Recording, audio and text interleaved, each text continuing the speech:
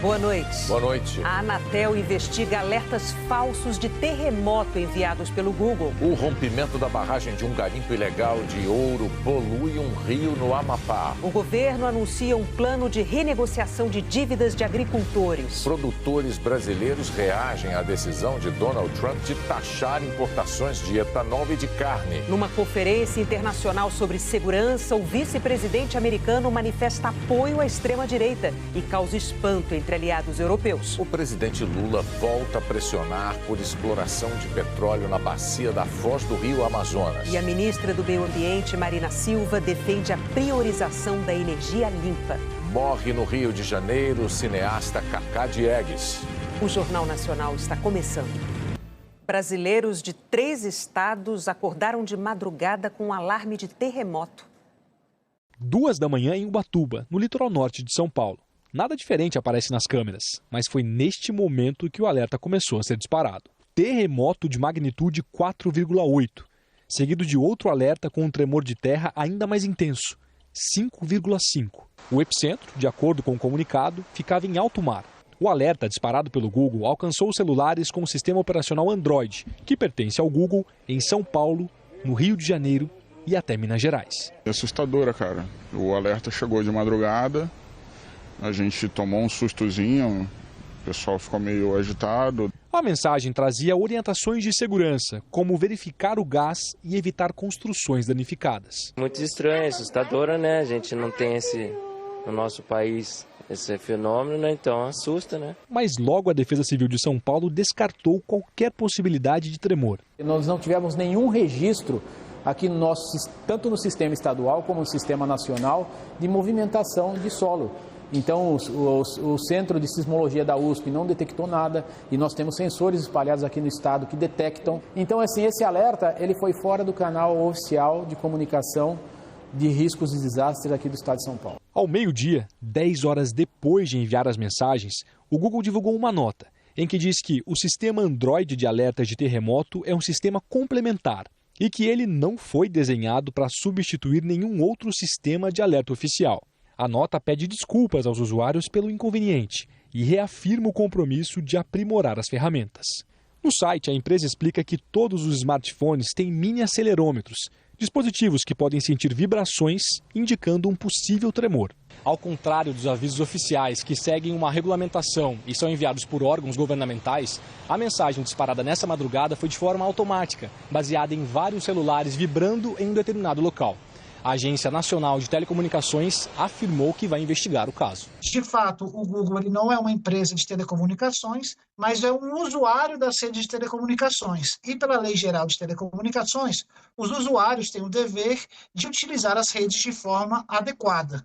E, certamente, utilizar as redes de telecomunicações para espalhar uma mentira e gerar pânico na população não parece ser nada adequado. É fundamental que o cidadão acompanhe os alertas oficiais da Defesa Civil, que são os órgãos dos estados, dos municípios e da União responsáveis por esse tipo de alerta. No Amapá, a barragem de um garimpo ilegal cedeu e os dejetos estão poluindo rios. Uma moradora gravou um vídeo logo após o rompimento da barragem e narrou a surpresa com a coloração da água. O negócio tá feio aqui, olha a água do rio como é que tá aqui, ó. Eita, a água que era cristalina, tá desse jeito, nessa situação. Garimpeiros usavam a barragem para conter a lama, argila e areia, rejeitos de mineração de ouro.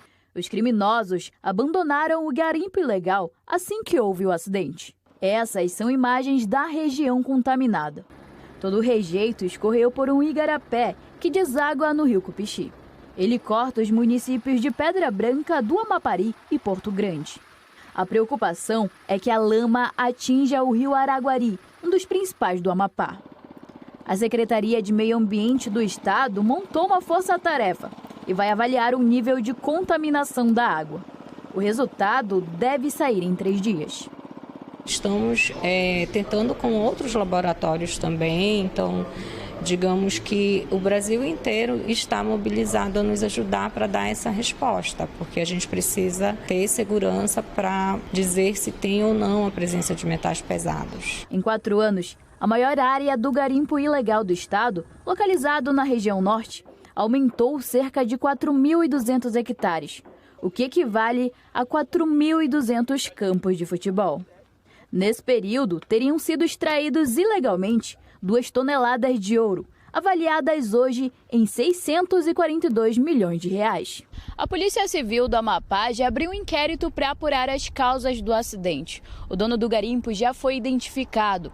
Ele poderá responder pelos crimes de garimpo ilegal, desmatamento e contaminação dos meios hídricos. A concessionária de água da Amapá agora capta a água numa área que não foi atingida. O governo do estado pediu ajuda ao Ministério da Integração para enviar água mineral, alimentos e combustíveis às regiões em que moram os ribeirinhos. Nesta sexta-feira, pelo 3º dia seguido, o presidente Lula defendeu a exploração de petróleo na bacia da foz do Rio Amazonas, na região norte. E desta vez envolveu o nome da ministra do Meio Ambiente, Marina Silva.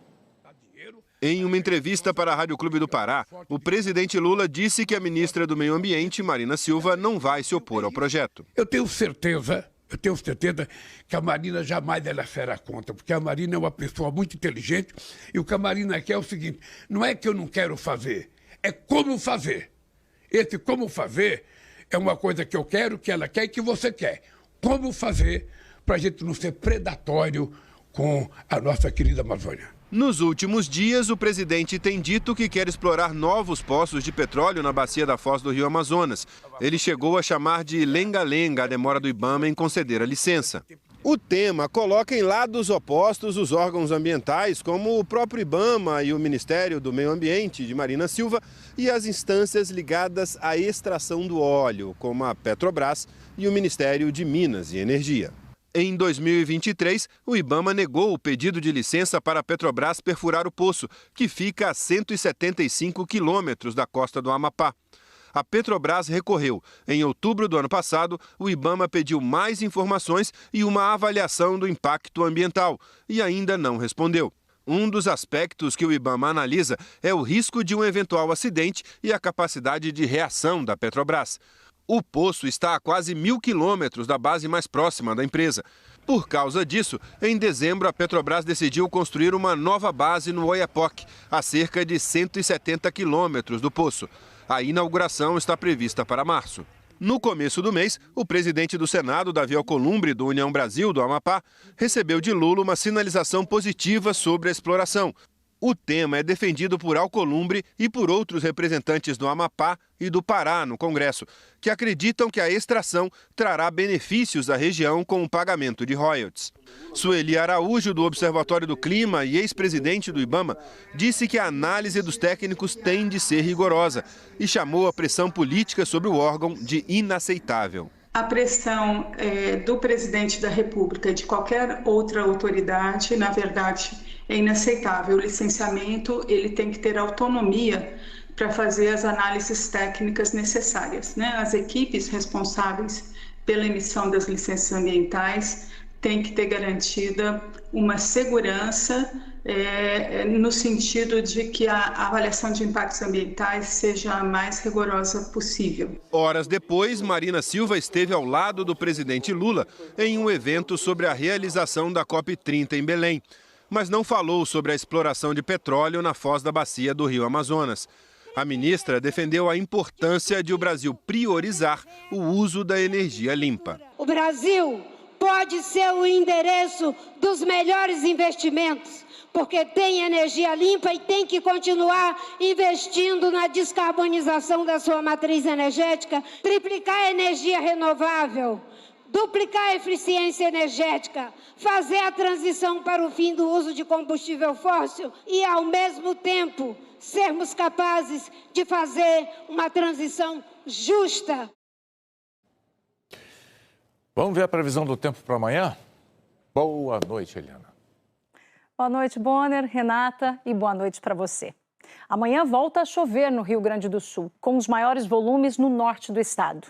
As instabilidades aumentam por causa de um cavado meteorológico, fortes correntes de vento em altitude, que ajudam na formação de nuvens carregadas.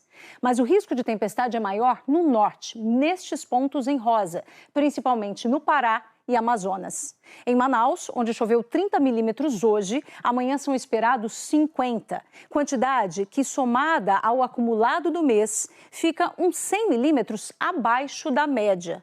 Parece uma diferença grande, só que não é. Ainda faltam 2 semanas para fevereiro terminar e a tendência é de mais chuva.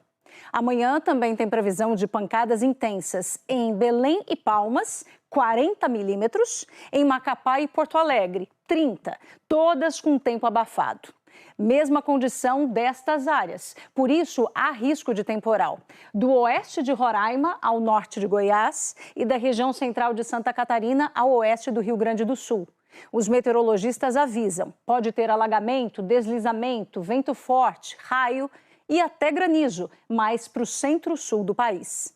E como a chuva tem predominado, mais da metade das capitais brasileiras tem possibilidade de alguma pancada forte, mesmo que rápida.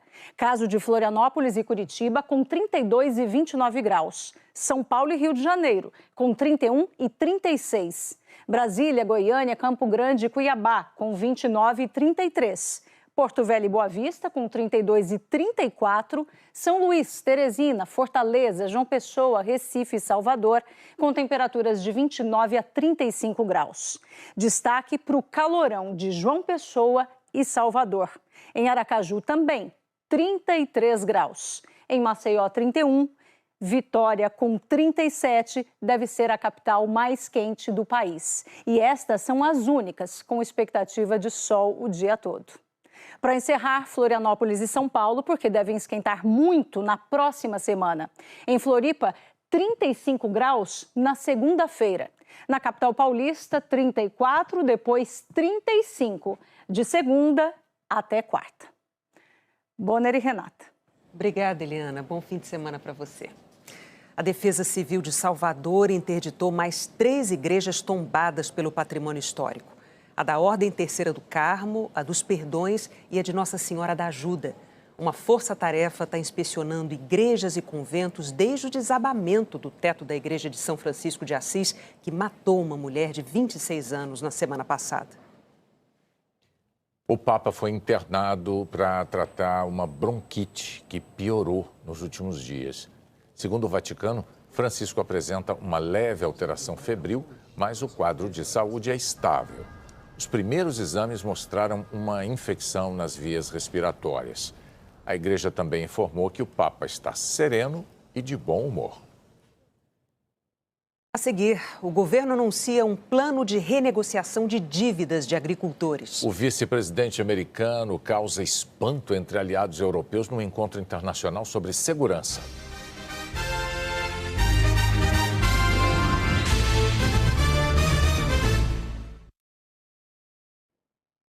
A partir de amanhã, o Rio de Janeiro vai receber alguns dos melhores tenistas do mundo no Rio Open. Entre eles, o talento mais promissor do tênis brasileiro. Correto para você é bolacha ou biscoito? Biscoito, não tem como ser bolacha. A resposta entrega. Carioca, da Gema, de Ipanema. Mas a praia dele sempre foi a terra firme, quando as primeiras raquetadas mostraram que aquela mão direita tinha algo diferente. Gostava de dar pancada na bola e foi evoluindo. Deu no que deu, acredito que deu certo. A força virou marca. Até minha mão é um pouco destruída, né? E agora eu tô juntando a força, a potência com a consistência. Prodígio no juvenil, João Fonseca virou profissional no ano passado. Impressionou. Subiu quase 600 posições no ranking mundial. João é esse fenômeno porque ele consegue fazer coisas muito grandes com tão pouca idade, né? Caraca, o Alcaraz falou de mim, o Djokovic falou de mim. Um combustível para cada vez mais sonhar mais longe. Hoje, João venceu o 3º argentino seguido no ATP de Buenos Aires. A vitória sobre Mariano Navone, 47 do mundo, garantiu João na semifinal do torneio. Um aquecimento antes de tomar o rumo de um lugar bem conhecido. Após encantar o mundo, João volta ao Brasil e para um cenário muito familiar. No Rio Open, maior torneio de tênis da América do Sul, este carioca estará em casa. Uma competição que ele viu nascer aqui da arquibancada. Olha João aí na foto, aos 7 anos, na primeira edição, vendo o espanhol Rafael Nadal. Agora, João é uma das maiores atrações entre 32 tenistas na chave de simples. Vai ser um jogo de futebol, vai ser todo ponto, gritaria. Desejo boa sorte para quem vai estar jogando contra mim.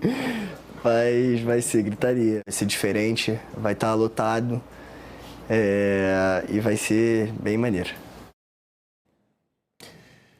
O assassinato de um ciclista no roubo de um celular motivou protestos em São Paulo por mais segurança.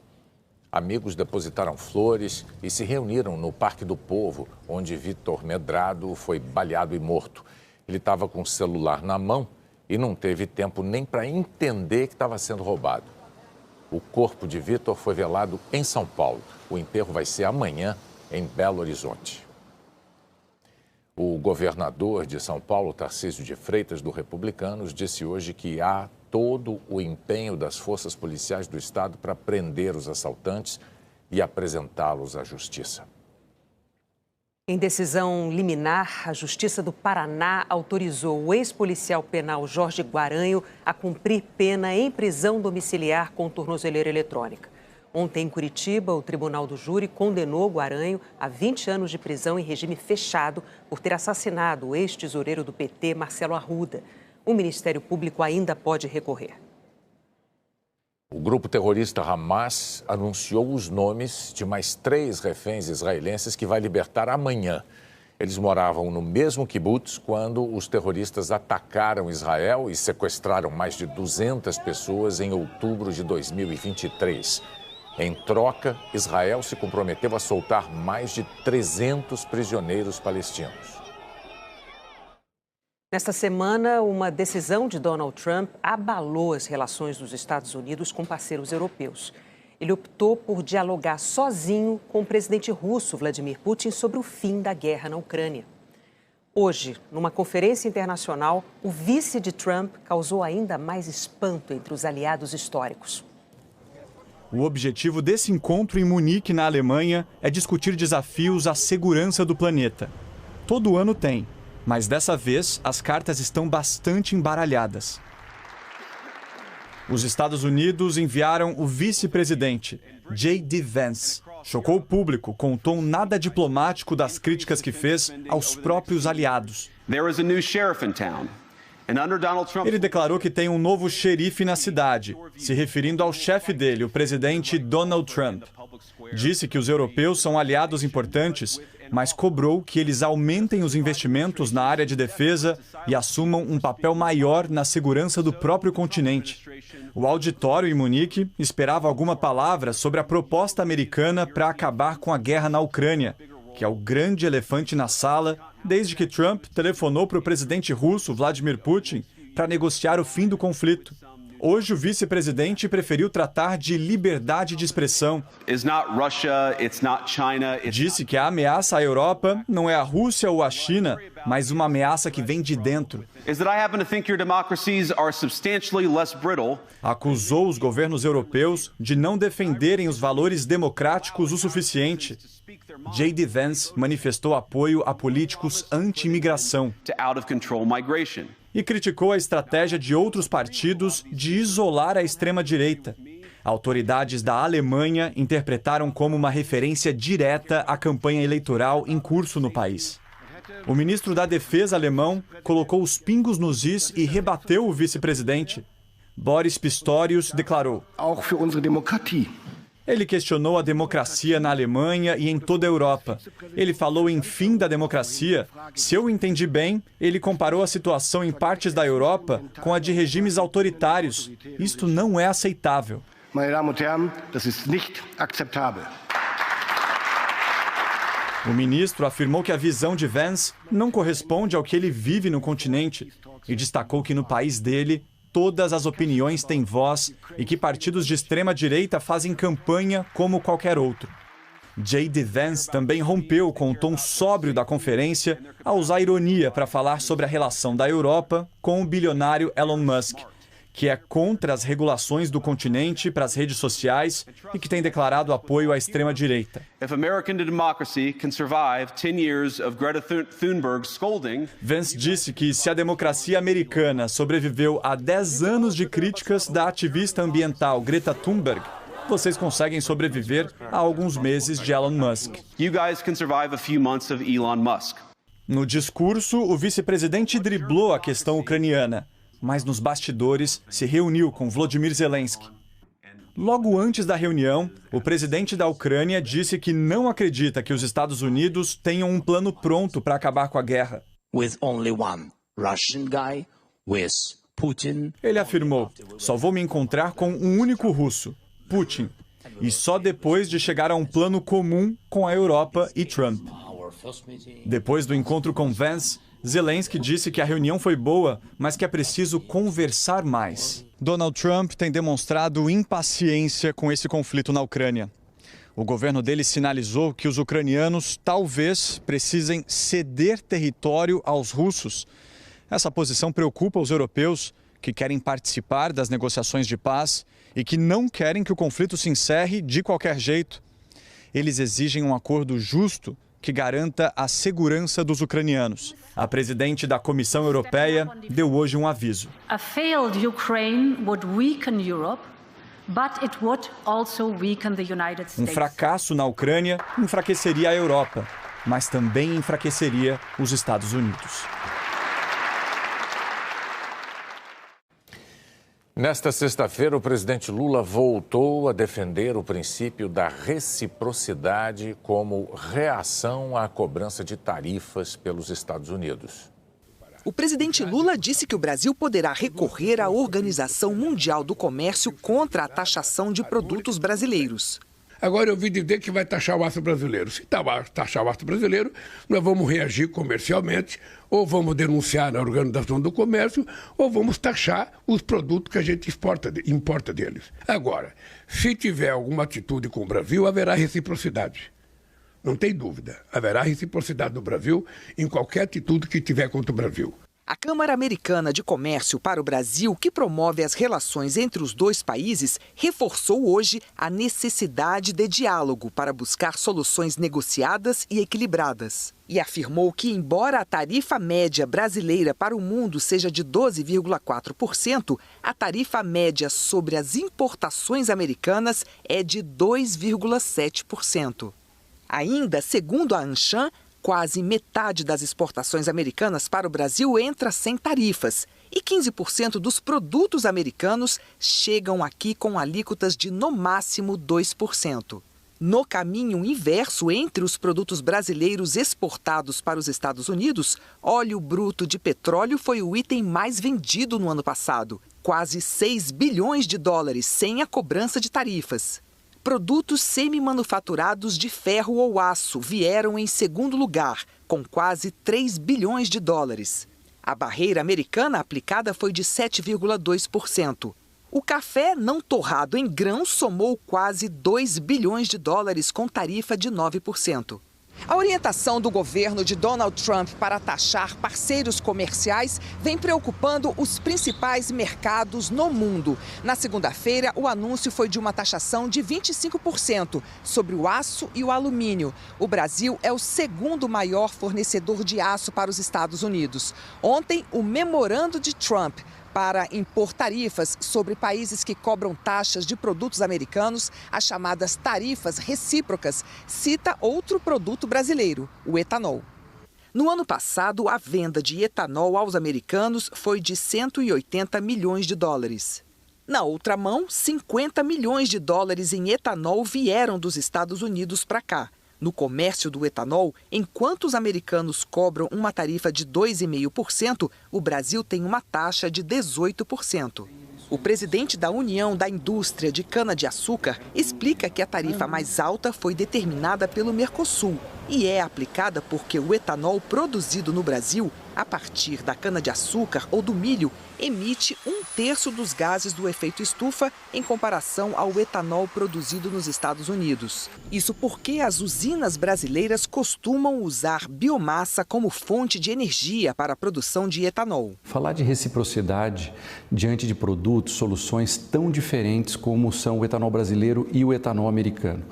A Califórnia, especialmente, compra o etanol brasileiro porque o etanol brasileiro é mais limpo, ele é mais sustentável, pelo modo em que como a gente faz esse etanol. Outro setor que observa os anúncios de Donald Trump é o de carnes. Os Estados Unidos são o segundo maior destino das exportações de carne bovina brasileira.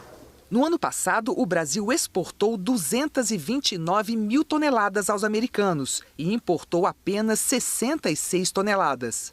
O presidente da Associação Brasileira das Indústrias Exportadoras de Carne disse que os Estados Unidos já aplicam uma tarifa alta na importação de carne.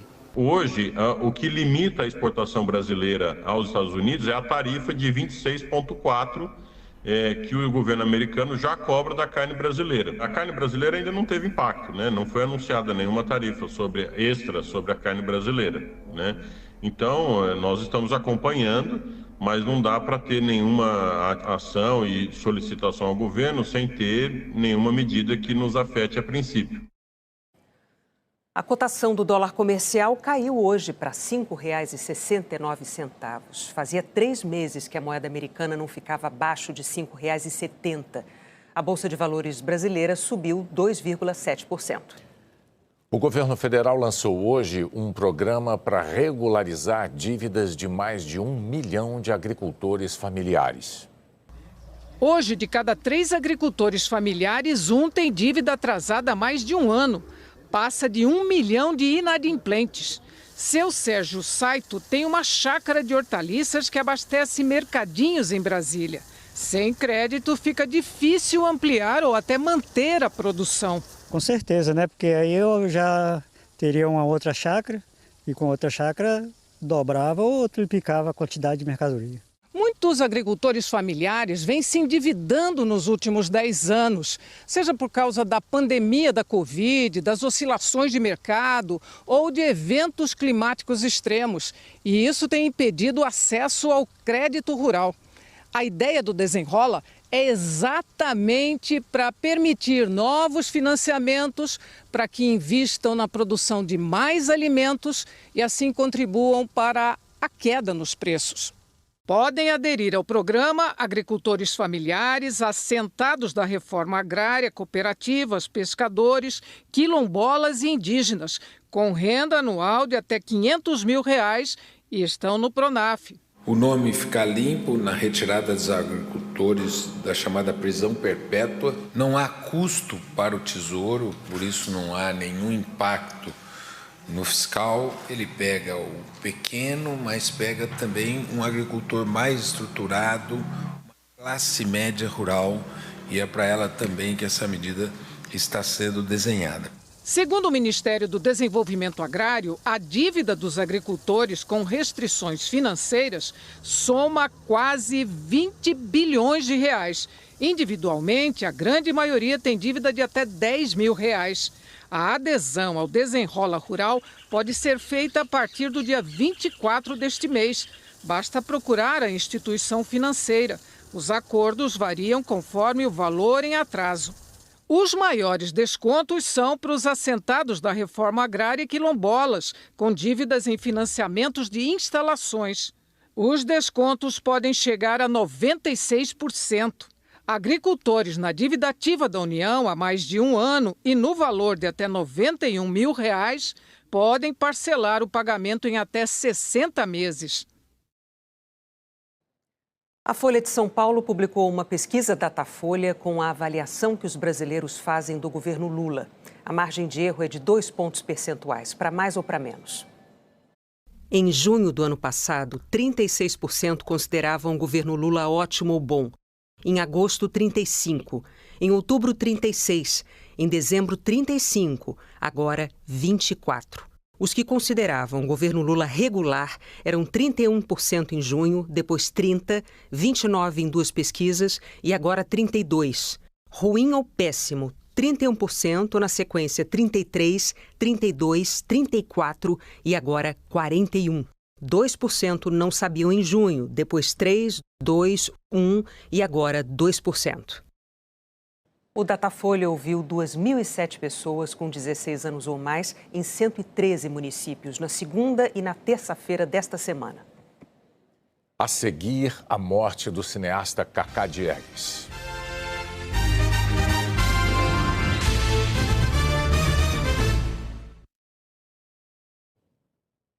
Morreu hoje no Rio, aos 84 anos, o cineasta Cacá Diegues, um dos fundadores do Cinema Novo. Uma vida dedicada à cultura brasileira. Uma história rica, imensa, que não cabe em poucas palavras.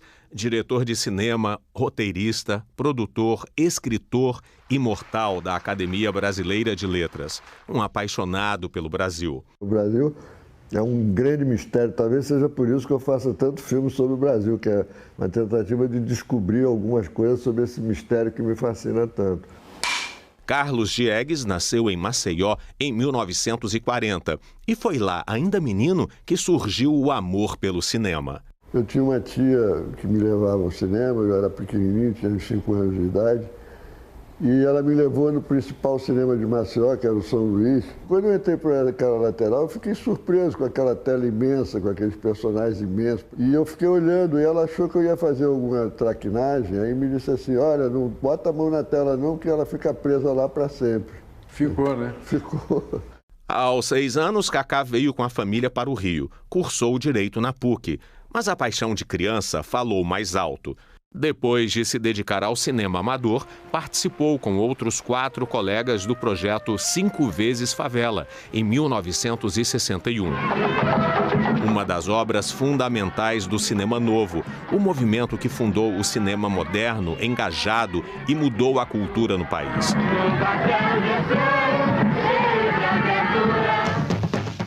O primeiro longa veio em 1964, Ganga Zumba, estrelado por Antônio Pitanga e Léa Garcia. Críticos afirmam que este foi o primeiro filme com protagonistas negros do país. Diz que lá é terra como a dos pais da gente, que vivia do outro jeito, sem escravo e dono de escravo, todo mundo da mesma cor. A realidade brasileira, suas desigualdades, locações reais, filmes políticos.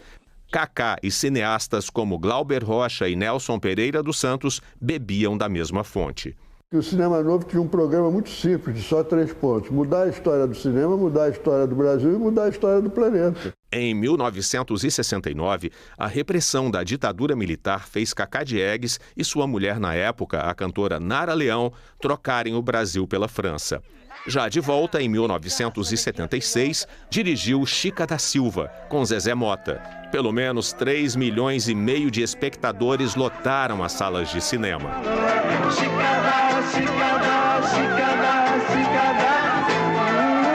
Tenho um grande orgulho de dizer que eu botei Zezé Mota no cinema.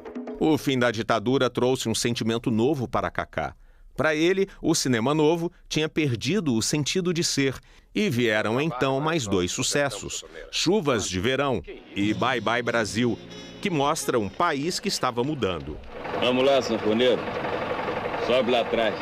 As transformações todas que o país está vivendo, né? Não só na sua profunda estrutura social, como também na sua superfície, aparente superfície, né? Na sua cultura, nos seus costumes, nos seus modos de viver. Depois de passar por uma crise profunda nos anos 1990, a lei do audiovisual trouxe novo fôlego para o cinema. E lá estava Cacá Diegues, levando os brasileiros de volta às salas para ver filmes nacionais, como Tieta do Agreste. Alô, senador? É Tieta do Agreste. Como vai, senhor? Orfeu. Deus é Brasileiro, segunda maior bilheteria dele, com mais de 1,5 milhão de espectadores. Nunca pensei, minha gente, que eu fosse ter pena de Deus, mas eu tô tendo. O último longa lançado foi O Grande Circo Místico, de 2018, baseado na obra do poeta alagoano Jorge de Lima. Cacá Diegues conquistou prêmios em festivais aqui e lá fora. Uma prova do reconhecimento popular veio na Sapucaí. Ele virou enredo da Inocentes de Belfor Roxo em 2016. Em 2018, Cacá Diegues foi eleito para a cadeira 7 da Academia Brasileira de Letras. Duas características guiavam o trabalho de Cacá Diegues. Ele fazia questão de buscar sempre a transformação, um olhar diferente em cada projeto, para não se repetir. E era generoso, defendia e incentivava o surgimento de novas gerações de cineastas que pudessem deixar o nosso cinema cada vez mais forte. Um dos fundadores do Cinema Novo ajudou a criar também o núcleo de cinema do grupo Nós do Morro, do Vidigal, no Rio. Ele produziu e jovens de favelas fizeram o filme 5 vezes Favela, agora por nós mesmos. Vai vir pro baile amanhã aqui? Só se você for. Eu vou te pegar aqui. Arroz com feijão. Cacá Diegues morreu hoje de madrugada ao enfrentar complicações cardíacas antes de uma cirurgia. No último domingo, ele participou da gravação de um documentário. Estava feliz e descontraído ao lado da parceira de 4 décadas, a produtora Renata Almeida Magalhães. Antes de se despedir, Cacá deixou um presente para o público, o filme Deus Ainda é Brasileiro, que está sendo finalizado. Em janeiro, numa crônica publicada no jornal O Globo, onde escrevia semanalmente desde 2010, Cacá falou sobre o filme Ainda Estou Aqui, de Walter Salles. E o título, A Vida Vale a Pena. Em poucas e imensas palavras, a visão do cineasta e escritor. Fazer a vida valer a pena não significa acumular riquezas ou status, mas sim viver com propósito, em equilíbrio. A mensagem que fica é que a vida deve ser um palco para a expressão pessoal, que cada um de nós encontre seu próprio caminho para fazer da vida uma honra. Muitos amigos viam Cacá Diegues como um poeta das imagens e um ser humano essencialmente gentil. Uma notícia inesperada para amigos que desejavam conviver por mais tempo com a genialidade de Cacá Diegues. Tanto talento, tantas histórias. Quantas mais seriam? Mais do que um pensador do Brasil, ele foi um inventor do Brasil, um descobridor do Brasil, um criador do Brasil. Trazia e trouxe um projeto de Brasil. Ele entrou para a academia por ser um grande cineasta, mas, sobretudo, por ser um grande pensador, um grande brasileiro. Na tela do cinema, Cacá escancarava a realidade e as desigualdades. Mostrou o Brasil para os brasileiros. Vamos nos lembrar desse Cacá ilustrado, desse Cacá iluminado, desse Cacá que nos deu obras que agora, só mostrando de novo, para vocês entenderem a dimensão desse grande cineasta. Em nota, o presidente Lula disse que os filmes de Cacá mostram muito bem a nossa história, nosso jeito de ser, nossa criatividade e representam a luta de nosso cinema. Cacá Diegues foi inspiração para novas gerações de cineastas. Foi e é um grande homem que vive através de suas obras inesquecíveis. Hoje eu só consigo pensar que sem ele eu não teria sido. O cinema de Cacá abriu portas. Ele foi o farol, inaugurador, de trazer a comunidade negra para ser protagonista da sua própria história. Ele sempre teve esse desejo, não é essa preocupação, é de mexer no baú da memória e trazer à luz da imagem do cinema a história que o Brasil tenta não querer conhecer. Zezé Mota atuou em 5 filmes com Cacá, entre eles Chica da Silva. Numa rede social, ela escreveu: "O filme que mudou a minha vida. A minha história, o meu sucesso se deve ao Cacá Diegues e nunca esquecerei disso. A minha gratidão é e sempre será eterna. Que ele descanse em paz."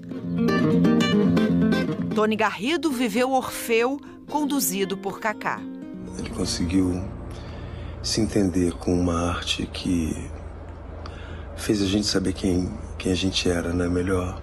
Cacá Diegues é reverenciado como um poeta das imagens, um grande cineasta e contador da história do Brasil.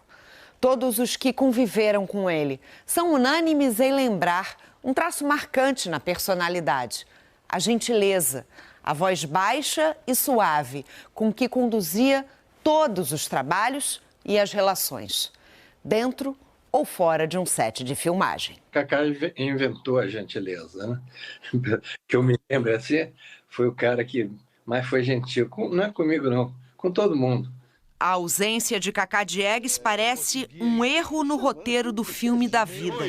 Mas a obra que ele deixou é imensa, inesquecível e imortal. O Cacá era o grande paizão, assim, que ainda reunia o cinema em torno dele. Para sempre, Cacá. Ninguém tem um título de imortal tão merecido quanto ele.